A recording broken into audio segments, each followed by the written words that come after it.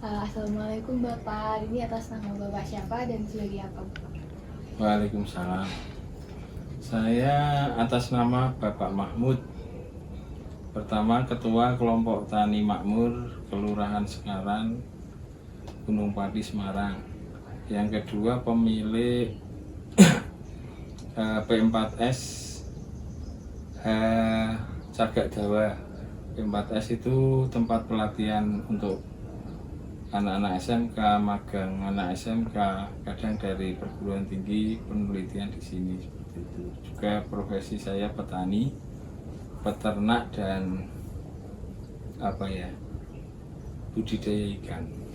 Baik, terima kasih Bapak. Sebelumnya perkenalkan, saya Christopher Ajisa Dominik dari Universitas Diponegoro, jurusan Bioteknologi. Di sini saya mewakili teman-teman saya yang ingin mengikuti perlombaan PF Muda, begitu Bapak.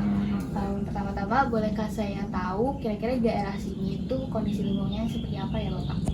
Oke, lingkungan kelurahan Sekaran itu wilayahnya sekitar 6, tapi nanti dicek lagi ya, sekitar 600 hektar. Kemudian DPL sekitar 425 dari permukaan laut. Kemudian sebagian besar mata pencarian masyarakat kami, masyarakat di Sekaran dulunya petani pedagang, tapi sekarang karena ada UNES maka kebanyakan ngurusi kos-kosan, tapi masih tetap jadi petani karena mereka punya lahan. Pedagang dari hasil-hasil pertanian ada yang membawa ke pasar Jatingaleh, pasar Hulu, pasar Sampangan, pasar Terongan. Terus bagian lagi ada yang bekerja di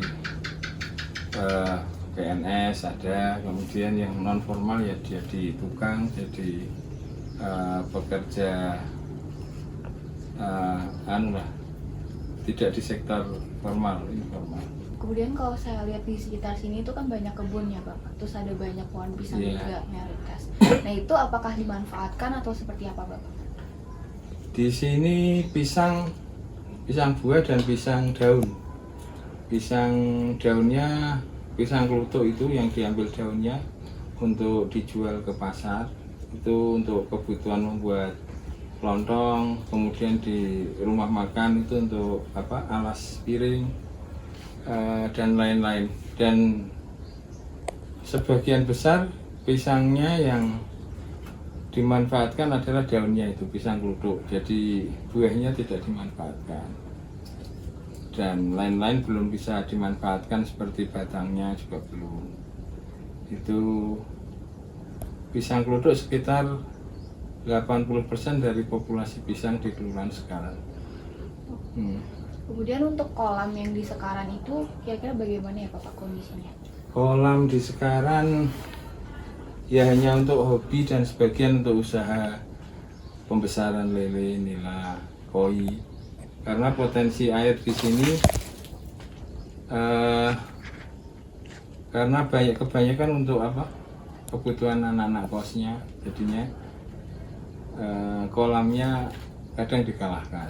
Tapi kalau di Kali Sidu itu di sana banyak sumber air yang belum dimanfaatkan, dari mata air mengalir ke sawah gitu. Jadi sebetulnya potensial untuk dikembangkan perikanan itu di daerah-daerah yang sumber airnya cukup besar. Kayak makanya Pak Mahmud beli di sana 4.000 meter untuk pertanian dan perikanan. Kemudian untuk kolamnya itu apakah menggunakan filter atau tidak ya Bapak? Pak Mahmud kalau buat kolam itu biasanya saya siapkan untuk sekalian ada filternya. Karena nanti kalau Pak Mahmud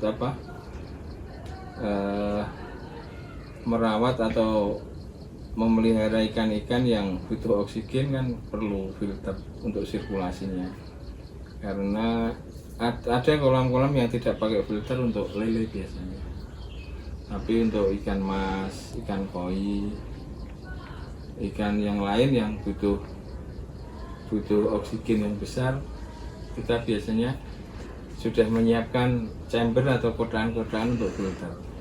kalaupun tidak terpakai kan bisa dikosongkan. Misalnya kita tebar lele, ya itu kotak filter itu tidak kita manfaatkan gitu. Kemudian untuk sistem filternya itu bagaimana Bapak? Filternya biasa seperti konvensional lah. Kita buat chamber atau kotakan kecil itu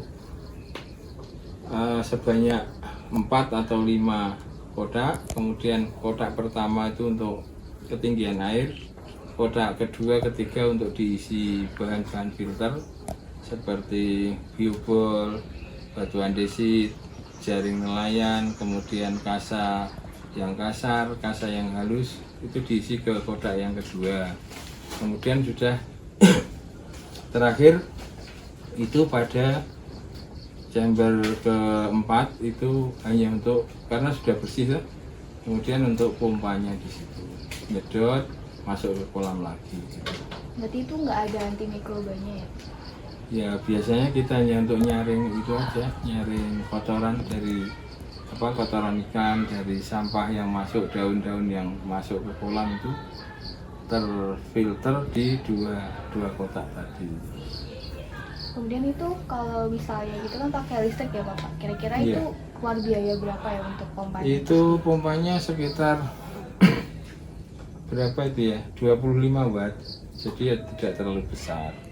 Itu ya sebulan sekitar, kalau hidup terus paling sekitar 20.000 sebulan untuk kolam ukuran 3x7. Baik Bapak, terima kasih banyak. Sama-sama informasinya. ya. Iya. Ya.